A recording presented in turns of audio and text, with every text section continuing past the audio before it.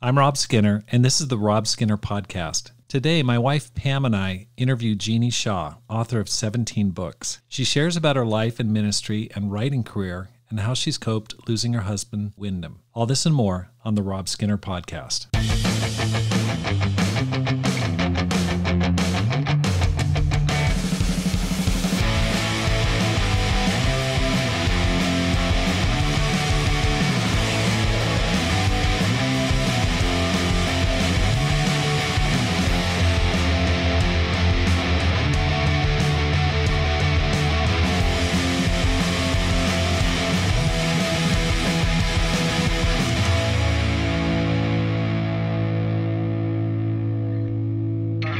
Welcome back to the Rob Skinner Podcast. My goal is to inspire you to live a no-regrets life, make this life count, and multiply disciples, leaders, and churches.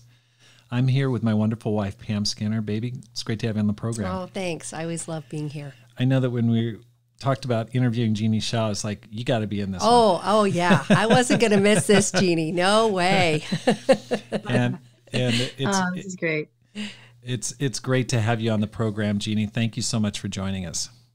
Oh, thanks. It's such a pleasure to be here with you. I've been looking forward to it. I know. And I know Pam has a little bit more of a connection since she was baptized in the Boston church.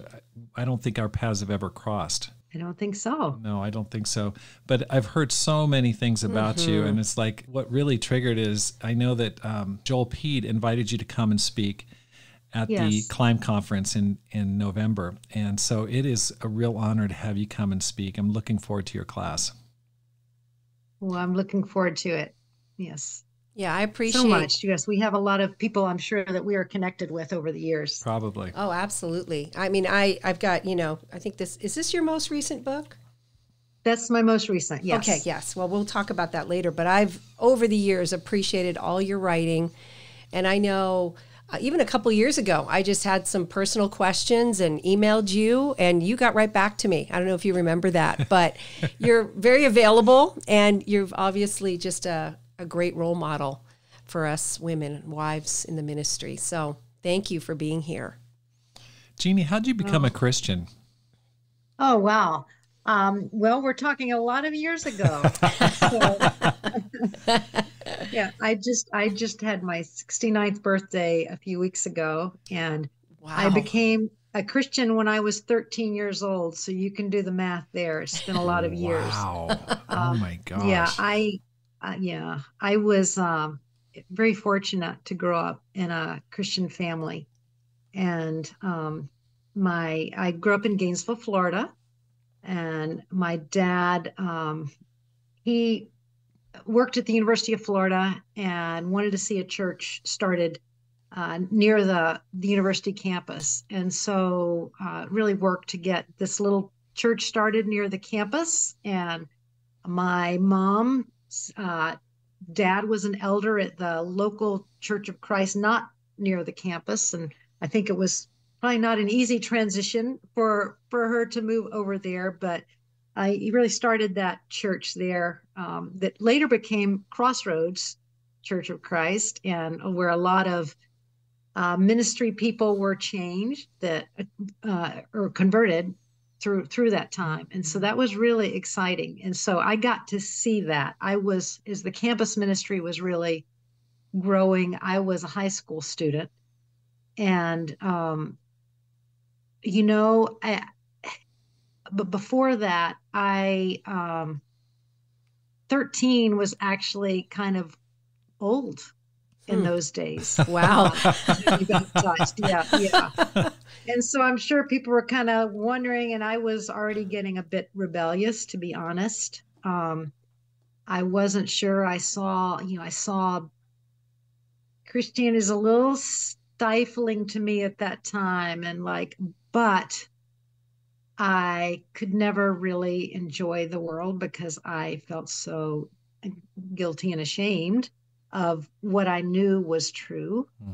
And the Bible, what I knew was true as far as Jesus. And honestly, it was, I could not get Jesus off of my mind. And part of I think the life I was choosing between Um, I really just thought so much of what Jesus did on the cross, and I knew that it was going to be an all or nothing, all in, all out decision at that time.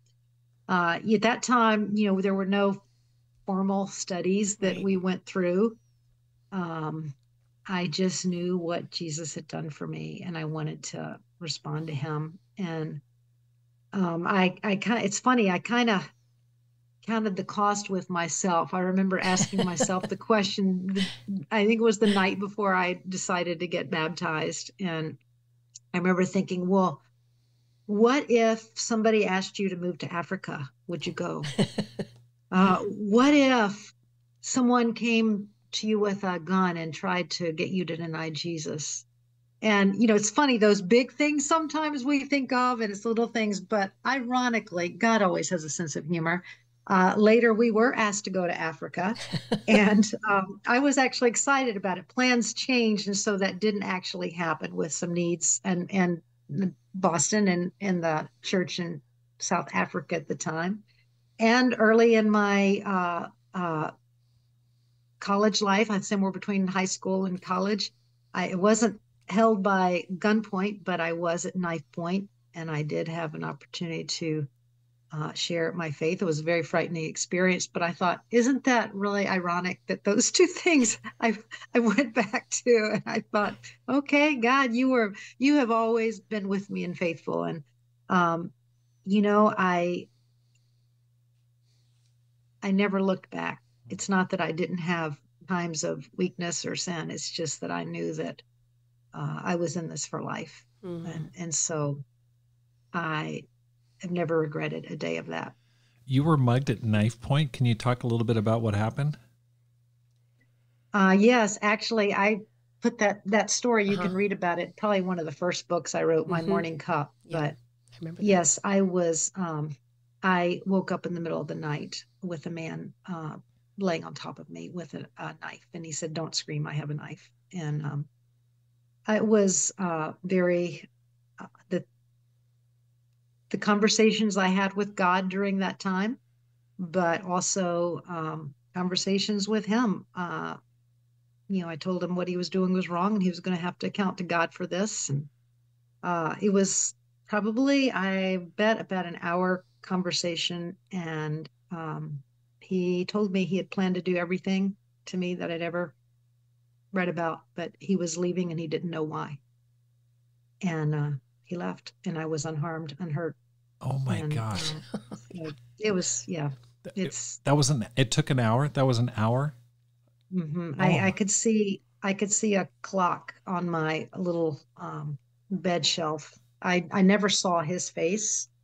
Um, I'm grateful, but yeah, it was quite a time where God gave me peace during that time. Um, I thought I may not live, but I thought even during that time, I remember thinking of Shadrach, Meshach, and Abednego. And it's amazing those Bible stories you grow up with, and you never thought that, that how much they mean to you and your faith. But I thought, God, I know you can save me from this, but if you don't, I believe you're still real. oh my And gosh. it's quite amazing that he did. He brought Wow. me through it. Wow. And how old were you? I was probably 18. 18. Wow. Yeah. Oh my gosh. Mm. Did you have therapy after that? Do you get some counseling for that? I mean, I know. how do you That is recover from that? traumatic. It was definitely there was some post-traumatic stress for sure, but yeah, no, I think more than anything, it just taught me that God comes close in supernatural ways, that there's no way I should have had the peace that I had during that time. Right. I just felt God's presence with me. Oh my gosh. Oh, And yeah, and unfortunately not everybody has the same outcome that I was able to have. I'm just grateful, but um yeah, it was a very life changing moment for me, and just how quickly life can go, and yet the importance of closeness with God. wow. Yeah, I've had a lot of, I've been struck by lightning, knocked out. Yeah, God has given me, uh, He's let me know every day that I'm alive. I'm alive for a reason. So Struck by it's lightning. always Oh my Him. gosh. Wow. Struck by lightning. Okay, you brought it up, so we got to talk about this. What was that like? Yeah. I thought, well, that would be a quick way to go. I was with some friends, and actually, I think I was either 17 or that was a very, yeah, life-changing year for me. But the year between high school and college, and we were at the beach, and it got very cloudy quickly. A storm was coming, and we started running, and uh, next thing I knew, I was laid out on the sand, and I had found this beautiful sand dollar. And I remember thinking, oh, my sand dollar's broken. And then I remember thinking, what's happened? I'm thinking, am I dead? Or am I alive? I remember thinking that because I was just knocked out. I mean, I was scraped all over because just the impact. But yes, so I guess somehow lightning had hit very nearby. It didn't travel through me, but it must have hit right beside me because it knocked me out cold. Oh my gosh. Wow. Wow. Okay. You need to write a book. Yeah. Yeah, I did. Yeah. I was sharing some of these stories, and actually, several people said, "You got to write a book." And then I thought, "Oh my goodness!" When I started writing, they started coming back. All the stories. All I the thought, "Oh my stories. goodness!" Yeah. Mm-hmm. Yeah, God has been faithful to me, and has gotten my angels have worked overtime, I think. I guess so. I guess so. That's a lot. Wow. All right. How'd you meet Wyndham? You guys have such a history, and we're just really excited to talk about that. Oh, that's a fun story, actually. I was actually dating a guy.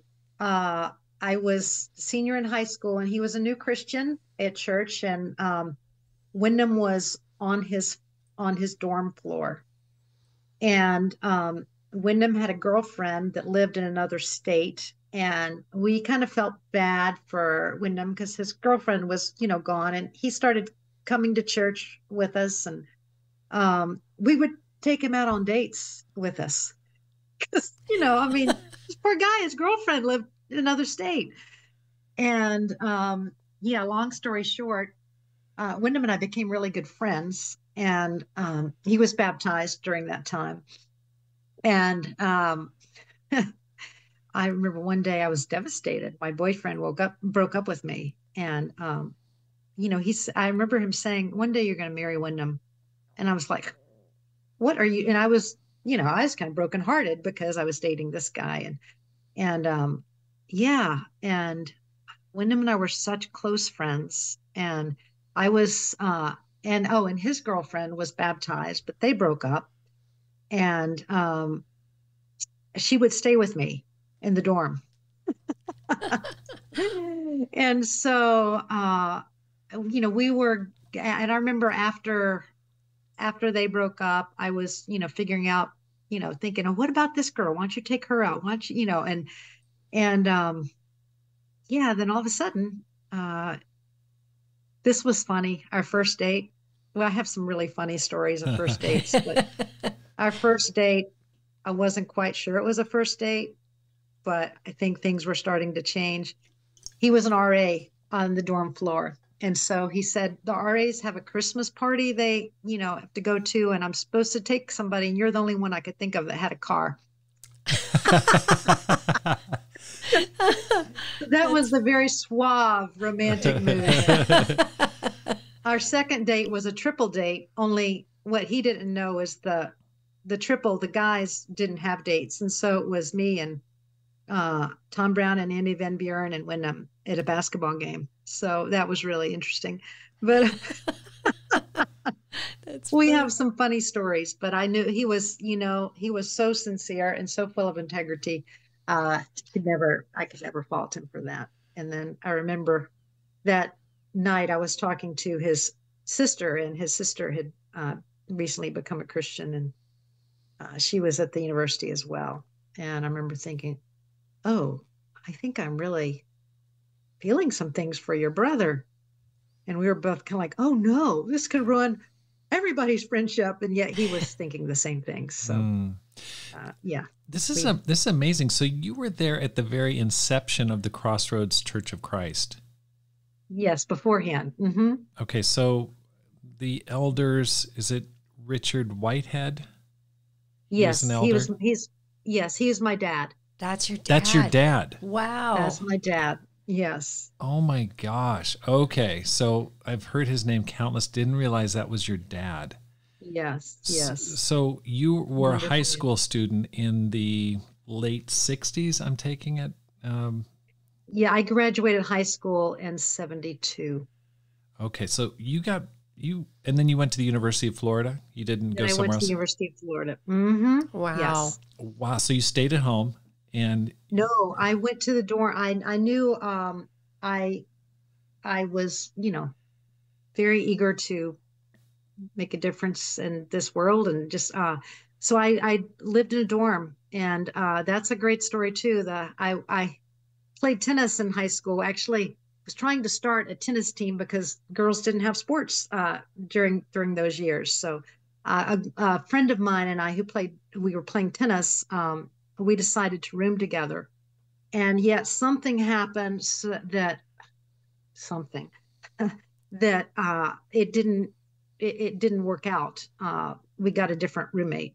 And so when I moved into my dorm on Sunday afternoon, I was putting my stuff up and I had my Bible, and my roommate said, "Oh, it's a Bible.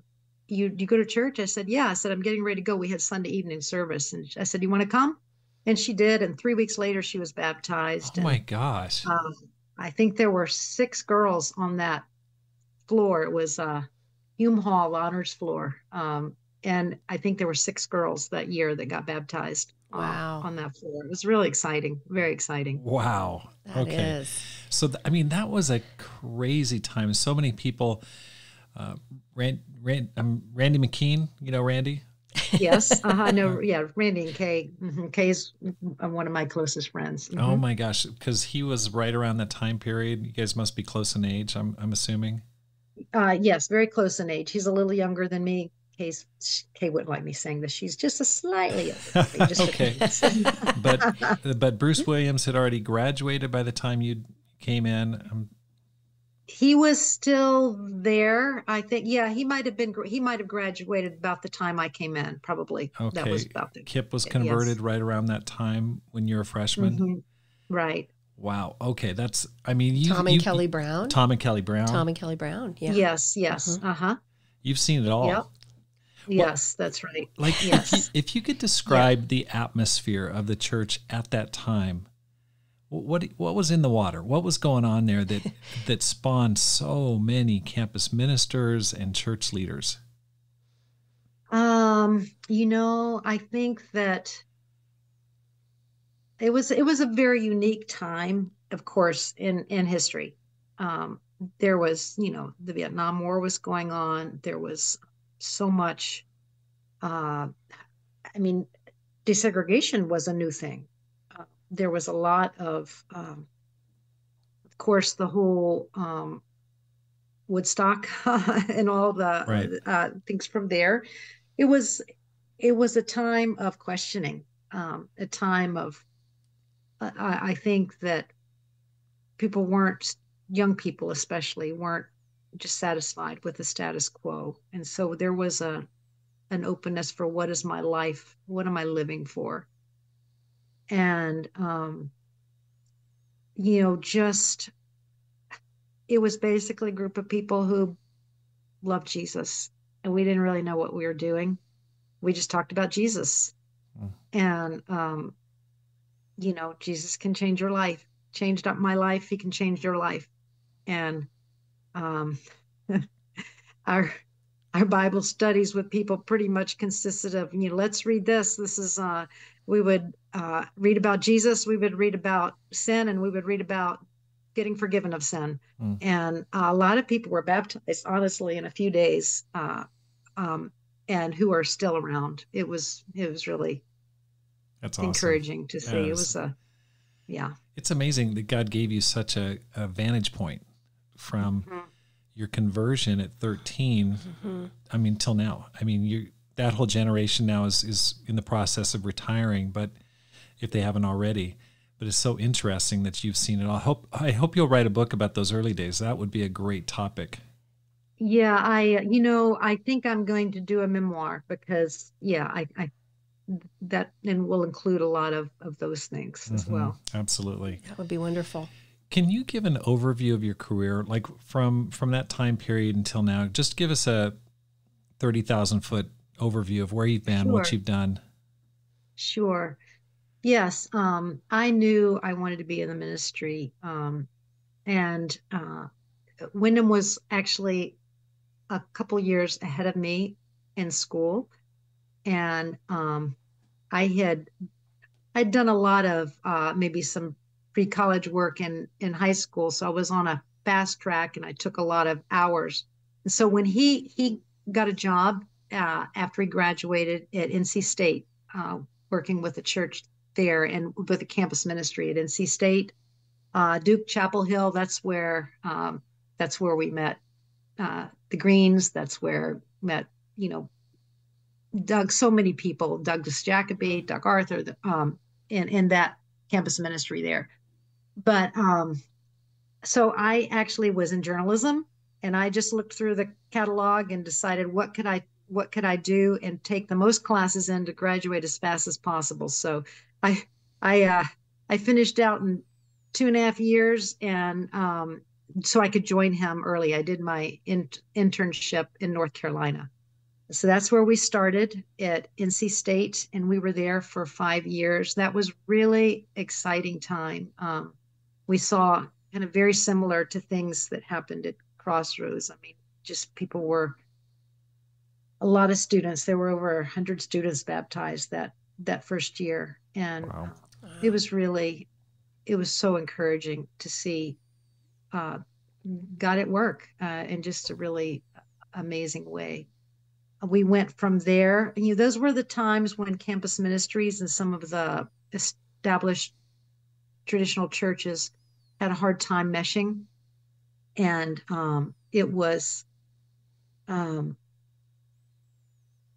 it became a little difficult. So we saw that it was best to move on. We moved to West Virginia. Wyndham was the first time he had a preaching job. It was called pulpit ministry at that time, pulpit preaching. And so we were there. That was at West Virginia University was part of that ministry.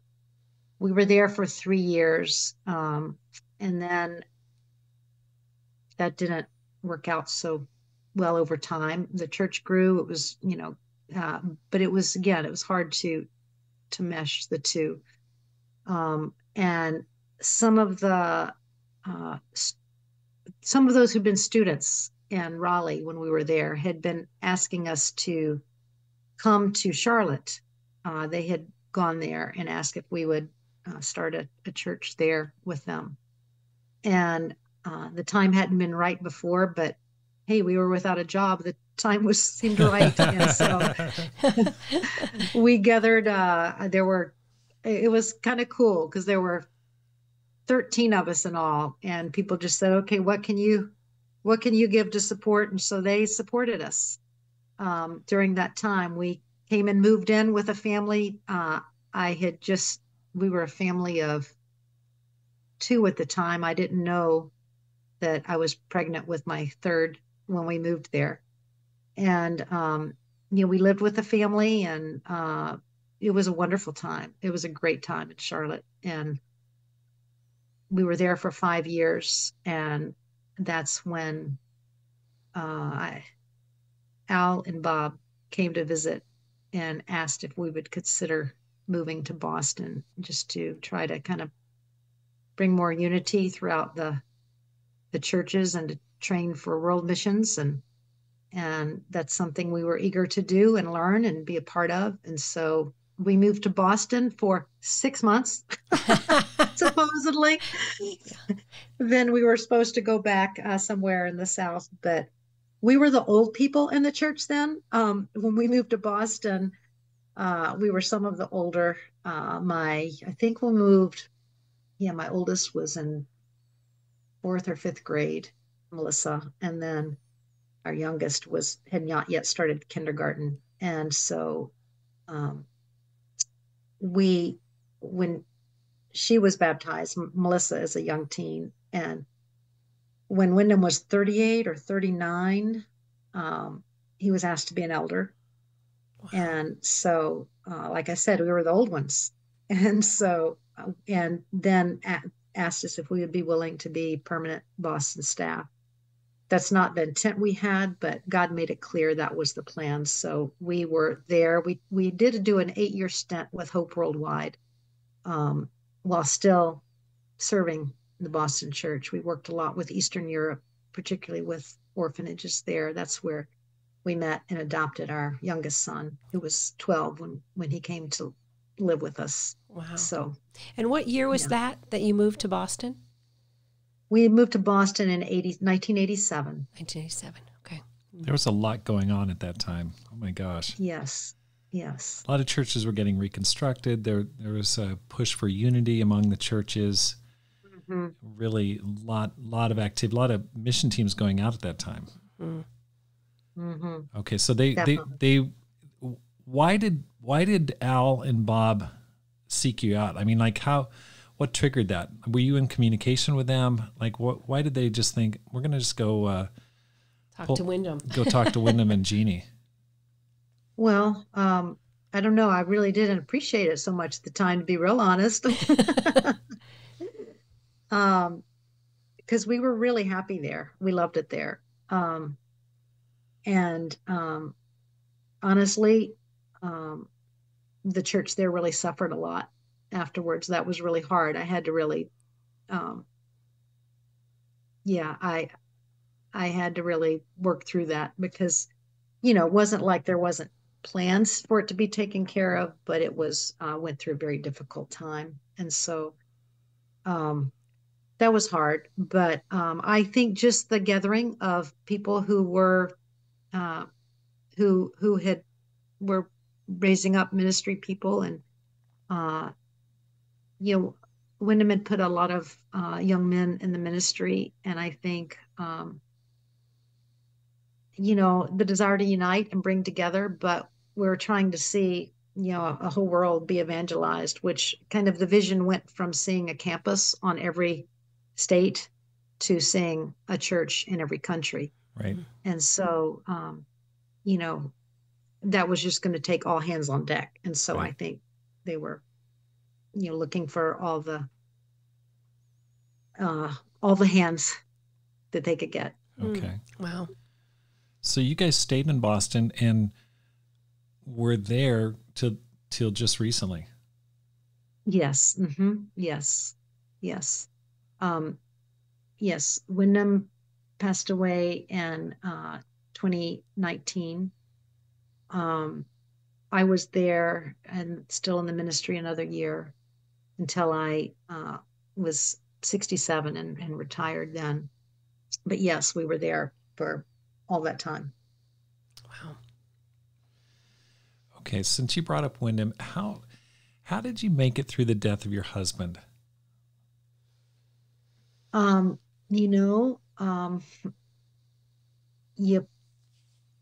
You put one foot in front of the other and live one day at a time.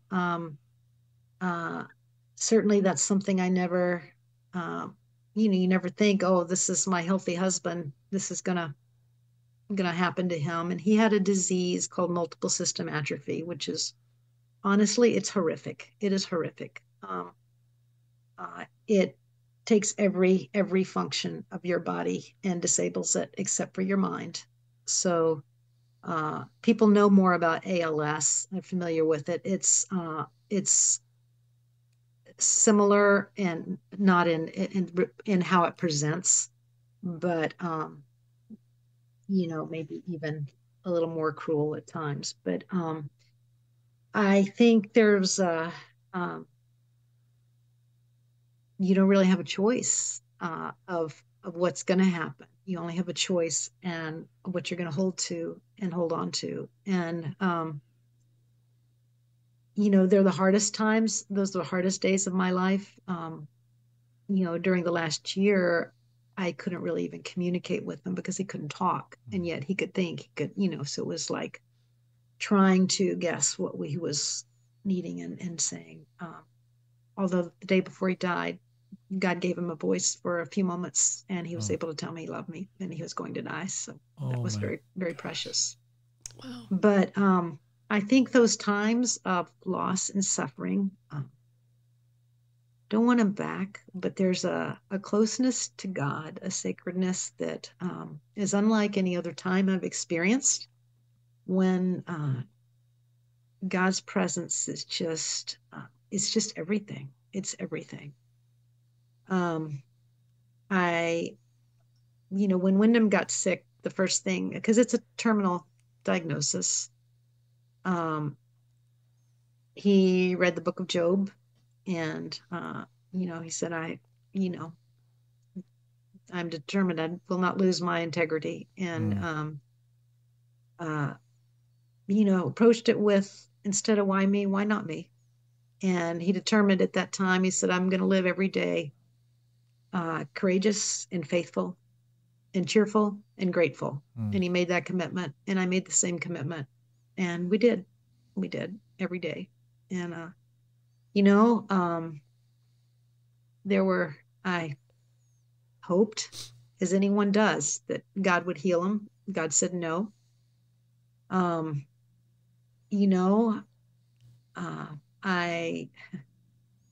Sometimes I would just,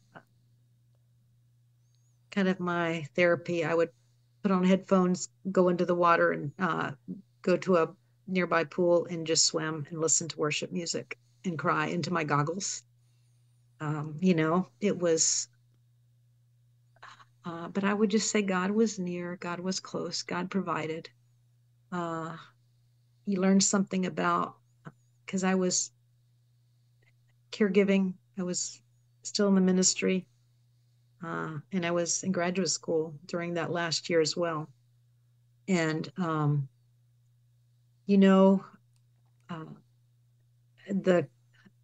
the people God put in my life, the situation, the things where they were just at the right time, just what was needed.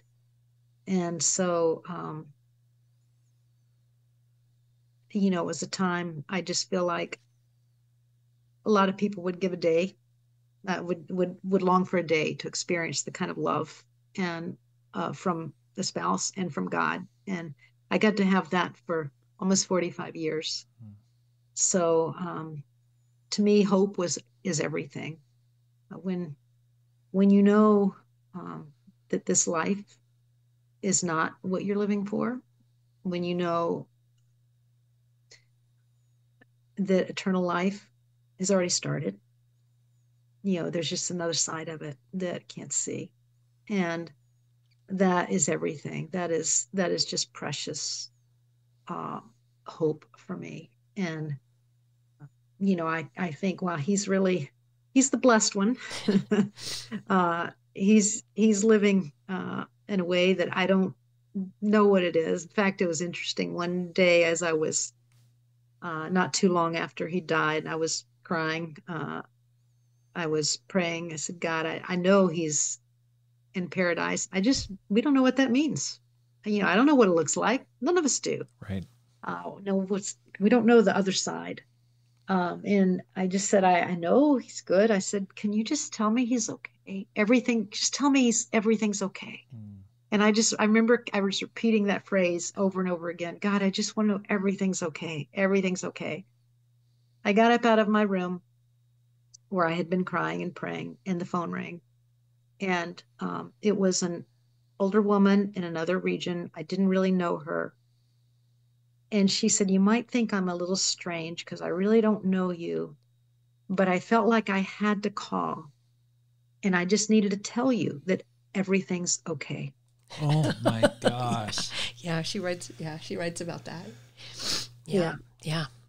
And, God has given me a lot of those moments. And I think an openness to the Spirit, the Spirit's movement, is something I've certainly grown in. Yeah. So the peace that passes human understanding is, that's not just a Bible verse, that's real. The hope that we have, that's real stuff. And nobody can take that from me. My husband is gone, but my peace is not gone. My joy, the Lord is not gone, and I'll see him again, but God has abundantly blessed me with hugs and confirmations beyond what I could imagine, even since that point. But certainly it was, you realize God is enough. God is enough. Jesus is enough. And he's all I need, really. Wow. How many years was it from the diagnosis to when he passed away? From the diagnosis, probably 2 years. But he had already been having a lot of symptoms. He'd lost his balance. His voice had started diminishing. Some other just anatomical functions and dysfunctions that just were very marked. Yeah. That probably was a 5-year process. I see. How do you, I mean, you were 65 or so, I mean, retirement age, right, when he passed away. Do you ever feel robbed? Do you ever feel like, hey, God, you just kind of gave me the short end of the stick here. We should be enjoying our retirement years together and our time together, and then we just lost him right at the time when, many people can look forward to a long period together. How did you deal with that? I'm sure that can be a temptation. I don't know. One of the books I read, it was one of the non-Christian books I read called Option B, and there was something that was really helpful. It was Sandberg is her last name, but her husband was a very high up, and I think it was Facebook or so, and right. He died suddenly on a treadmill had a heart attack. And she kept saying, going to option A. She didn't have option A. And she had a friend look at her and say, you don't have option A anymore. You have option B. And honestly, that I thought, I just want to be grateful for the part I had of option A. And I know God heard many cries and pleas for his healing. And I know he said no, although he's completely healed now. I know that. Right. But, I just thought, I'm still here. I have so many precious memories. We have a wonderful family, but God's not done with me yet. Right. And so I, just want to be useful to him and serve. And so I don't live in regret. That's really important. I don't. I just think, okay, the title of the book, What Now, God? What now, God? And that's helped me a lot. Right. Because it's I miss him every day, but it's a really I'm on an exciting journey. I'm learning things I've never learned before. I love the life I'm living now. It doesn't take away from how much I miss him.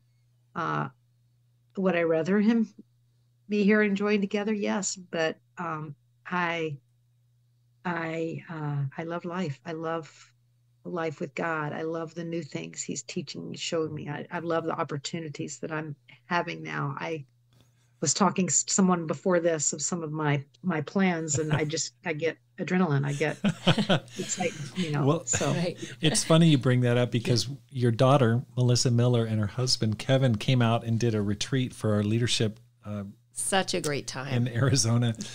And we've never met. And so I was asking about you and Wyndham and how are you doing, and just trying to get to know you a little bit more. And she said, well, my mom she's like an Energizer bunny. Yeah, that's what she said. I just thought that is so funny. I mean, when so many people would think, dealing with depression, just a lack of motivation, just kind of like checking out. It seems like you've just increased your intensity. I mean, going to grad school in the last year of his passing, I go, oh my gosh, who does that? 17 books. Where does the energy come from? God gave me a passion and a desire to learn. I love to learn. I'm a avid reader, learner, and I love to teach. And I'm very curious. That's just part of the learning. I always want to just learn more. And so, I had always wanted to get deeper theological training, actually. There's so much more I wanted to understand, wanted to learn. So I decided to go back to grad school. And that's one of those God stories too, because I remember praying, God, and Wyndham was so encouraging. He had gone to Abilene and when we were newly married for 3 summers and gotten his master's then. And I wanted to do the same, but there really wasn't a place for women to do that at that time. In fact, right up until that time, women weren't even allowed in the schools. A lot of the Church of Christ supported schools to major or to have a theological study, which is pretty sad. But, and Wyndham always felt bad about that. He so encouraged me. He was so proud of me for doing this and knew how much I loved it. So, I started that pursuit in spiritual formation, and I just finished my first draft of my dissertation. I'm just about done with my doctoral program now. So I'm really, really Wow. excited about that. I've learned so much. I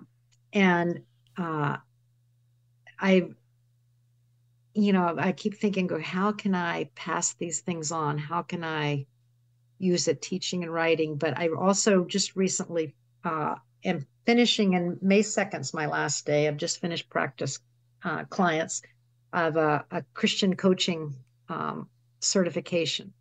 And that'll be kind of the umbrella to use this. And then I'm also doing grief recovery and also starting in the fall, getting certified in spiritual direction. And so there's a lot of different angles coming together that I think I've learned in the Christian coaching. All of those aspects of spiritual formation, grief recovery, spiritual direction,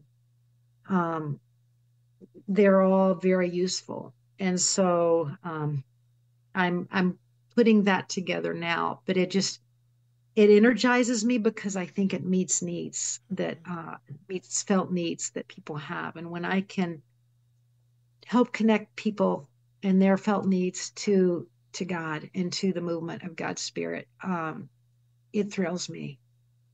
That's what I long to do. Just long to help them feel and experience God in a deeper and greater way. And I have a passion for it, and that keeps me, it energizes me in a great way. It really does. People, I have to watch myself because I'll be writing or working on a paper, and I'll think, oh my goodness, how did it get to be 3:00 in the morning? How did that even happen? Wow. It's funny you mentioned that because I just emailed you last night, and it was like 9:00 my time, 12:00 your time, and then she'll read it in the morning. Bing, here it comes back. It's like, no problem. You're up past midnight. Yeah. Oh my gosh, your daughter knows you really well. She does know me well. Yes, I'm very connected with my kids, and I'm so grateful for that. I just wanted to share that your latest book, What Now God, has personally ministered to me. This year, 2023, in January, Karen Kolarik, who's a disciple in our church here, she knew I was going through a rough patch because my only daughter, who got married a year and a half ago, moved to do her graduate work at Gonzaga University. And so, I mean, besides Rob, she's my best friend. So to have her leave, was really tough. And so she gave me this book. I absolutely love it. I'd love to read several excerpts, but you wrote it, so you don't need to hear it. But it really just meant so much to me that I turned around in January and sent it out to 3 of my best friends who I knew who were also going through transitions. And I said, please read this book. So thank you so much for your writing. It's helped me, and I know it's helped so many people in the kingdom. Thank you so much. I try to write from what's going on in my life now. And that's, yes, over the past 2 years, or 3 years, I became a widow. I retired. I moved. I sold our house of 30 years. I mean, it seemed like everything was back to school. So yes, transition seemed to be a theme. And so, yes, and I had, before that, written something on caregiving, the sacred journey about caregiving, because it's a lonely, hard time of life for people. There's a lot that I never knew went into caregiving.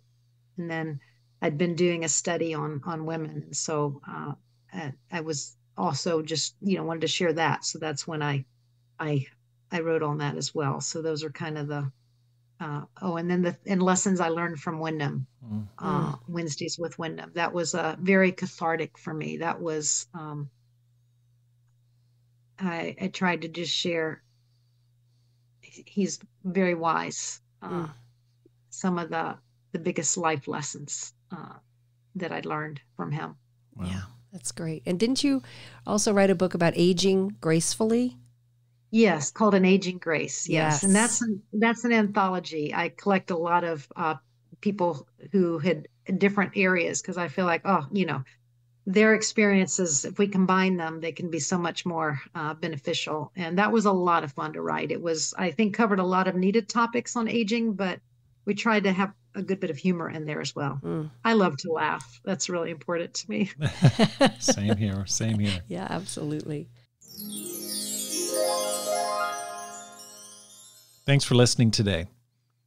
My wife Pam and I have been able to plant 5 churches over the course of our career, and my dream is to plant at least 5 more churches by the year 2030.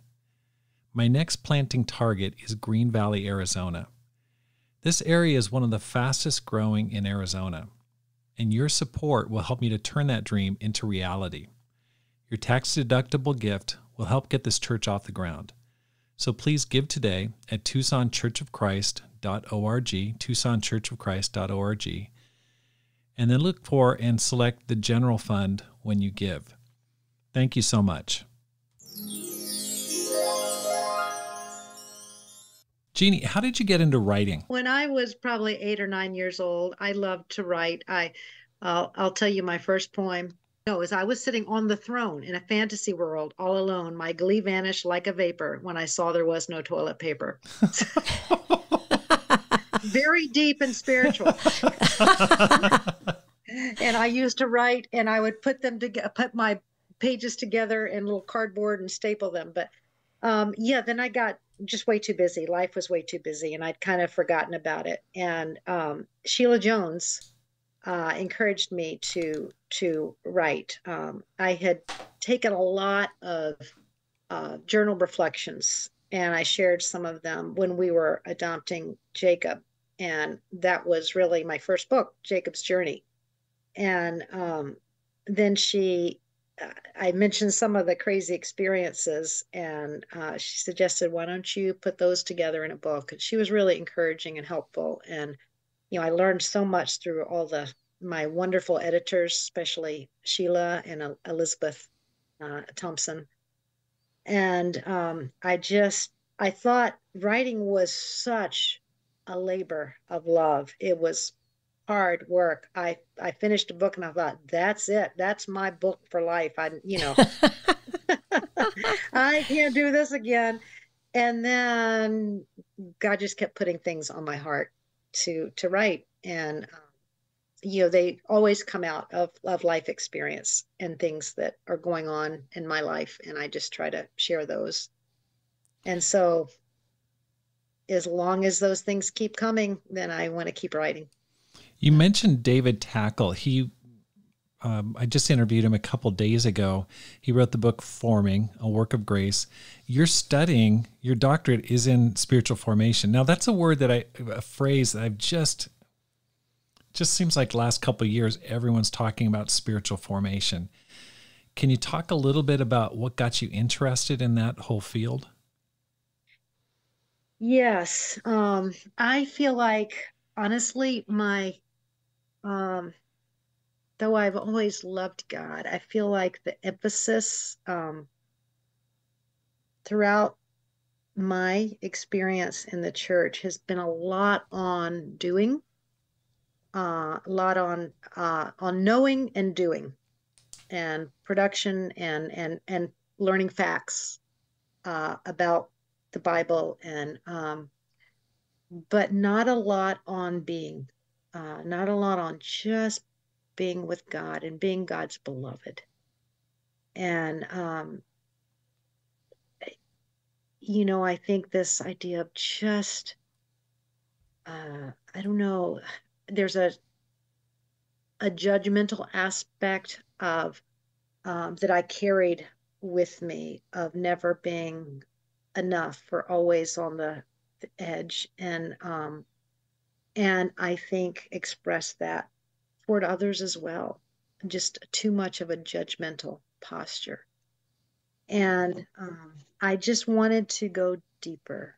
And I think, honestly, it's so, it's been 5 years of study and work, but honestly, it's more just of a deeper look into who God is and who we are in relation to God, and and really being attuned to Him in our lives today, and to the working of the Spirit in our lives today, and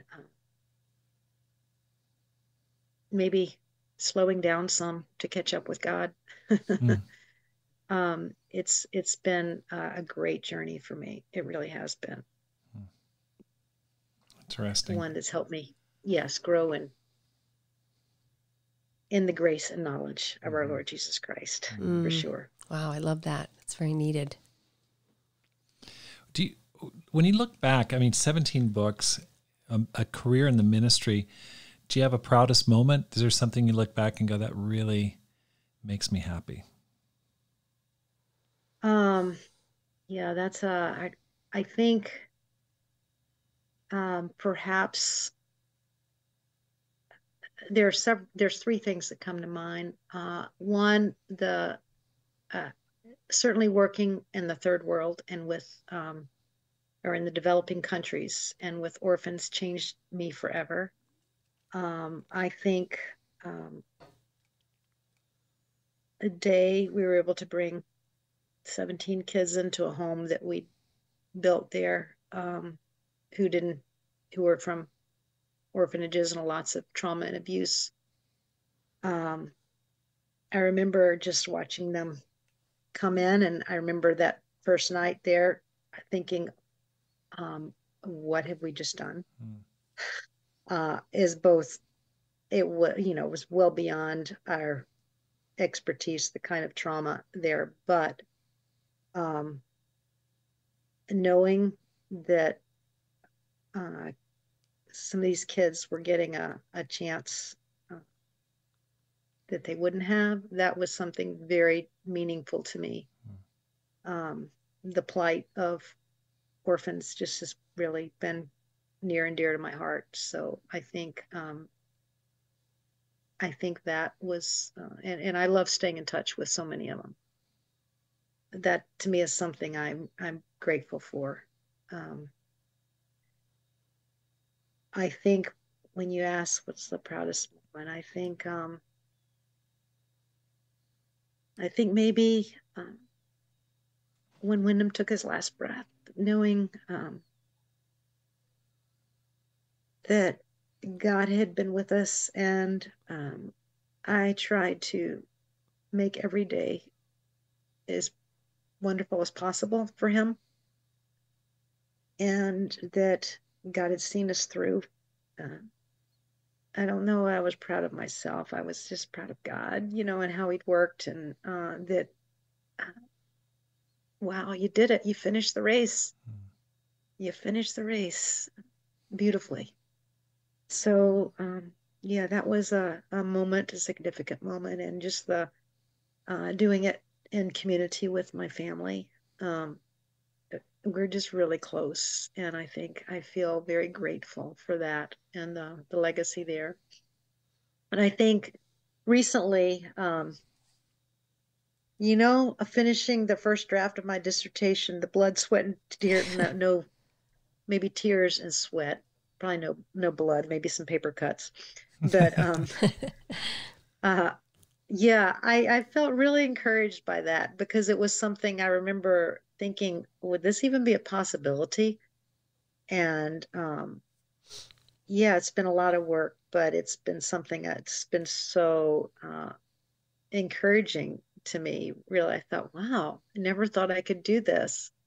And I didn't share earlier, when Wyndham and I were talking about this, I thought, oh my goodness, this journey, it's not the cheapest thing in the world. And I prayed God would make it clear if he wanted me to go this route. And as I was praying that prayer, it was probably the next week when a business that had been in my mom's family, my parents are long deceased, but that had been in my family for well over a century, uh, decided to close doors and sell. And I, through inheritance, owned a portion of that company. And what my share was the almost to the dollar, with a little more for books and stuff, the cost of what my entire master's and doctoral program would be. So I thought, okay, I see that as a go for it. Wow, that's really encouraging. Yeah, that was super encouraging. So yeah, those have been some moments that yeah, I feel grateful for, and is proud of. Yeah. Yeah. Mm. Yeah, that's wonderful. I mean, you've had such an incredible career in the ministry. You're definitely known as being a great wife and a mother of 4 children, I believe. And so I just wanted you to talk a little bit just about being a mom in the ministry and just what advice you would give, just balancing that, raising your children as well as being full-time in the ministry. Yeah, I think the thing we valued so much is just um, building a real heart connection with our children. Uh, um, and it wasn't like a separate ministry life and separate life. It was uh, who we are is who we are. Um, and I, something I valued so much from my parents, they weren't perfect, but their faith was real. And I witnessed that every day in life, how they lived life, their perspective, their attitudes, and just integrity and vulnerability. Those were very important ingredients to me that, um, we were real. Our faith was real.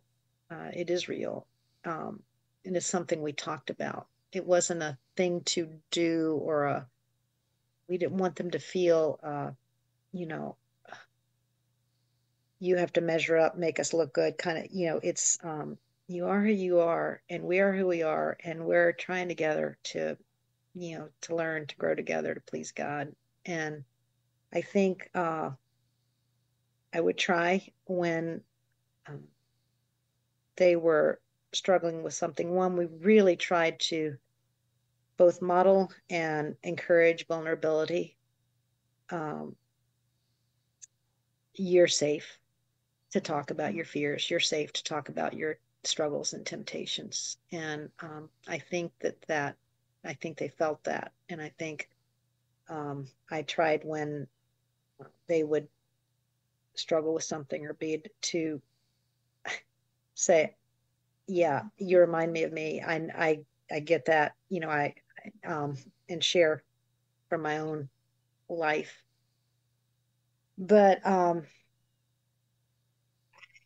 think we tried to listen to them too and learn from them as they grow older and change and it wasn't just it was a real relationship, not it grew as they grew and to have a respect for them and seeing their value, their differences. Um, I guess those are some of the main things. Thank you. That's really helpful. Why'd you leave Boston? I mean, you've been there for so long. Why in the world would you leave?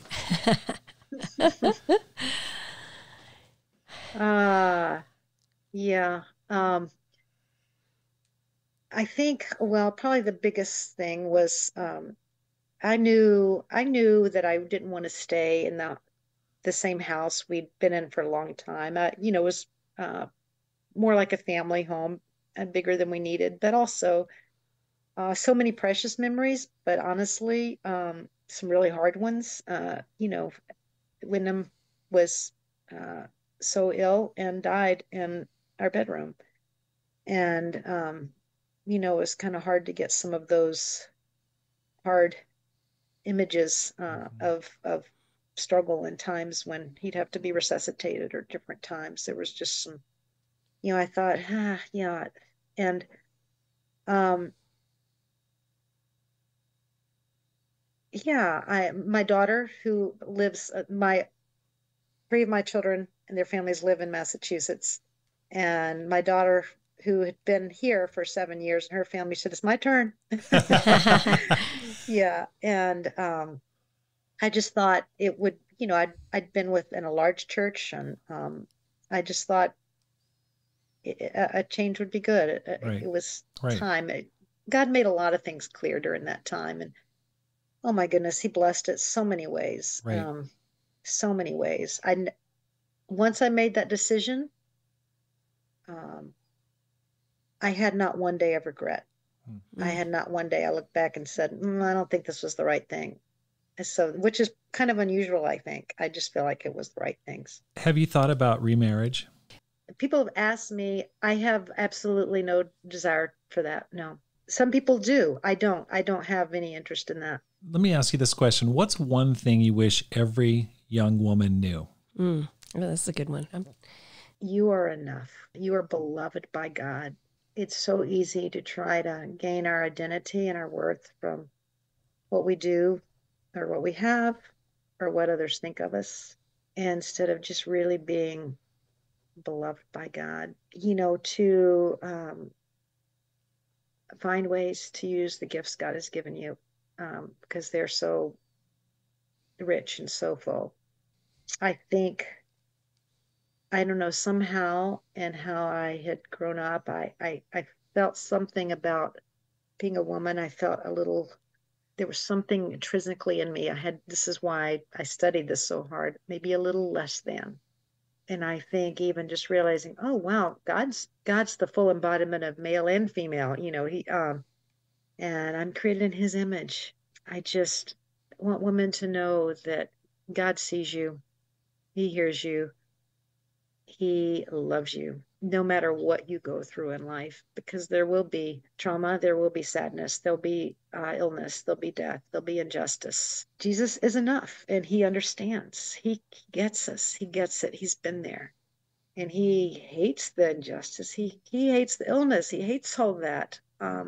This life is as short. It's not fully what we're living for. So every breath you breathe, do it with God, for Him, but with Him, alongside Him, where you're sharing in the purposes that He has for your life. It's okay to not know everything. I want to double back and talk a little bit about your writing. I mean, 17 books is quite a production for a person who's already has a full-time job and was in the ministry. How did you do it? Like, give us some tips. Like, give me some bullet points on how you made the time. What's your schedule look like? Yeah. Just talk to me about how you were able to produce this and continue to produce books and a doctoral thesis. Is this a personal question you want? Yeah, I'm interested. I'm a writer as well. I'm interested. I'm inspired. Well, it's funny because I tried to be very careful. I mean, my work ethic is something that's never been questioned. But I wanted to be careful to not use, I was paid on ministry staff and I wasn't paid to write books.